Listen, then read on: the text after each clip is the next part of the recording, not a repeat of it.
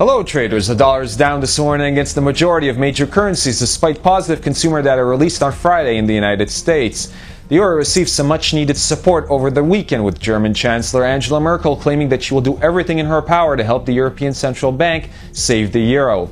However, the Federal Reserve meeting scheduled for Wednesday could push the euro down if no mention of stimulus is made. Positive consumer data released on Friday is the catalyst for higher oil prices Monday morning.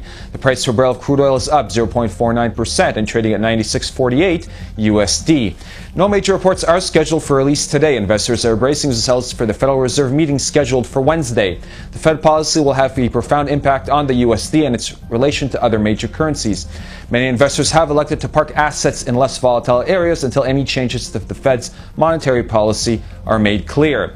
Have a great day of trading. See you tomorrow.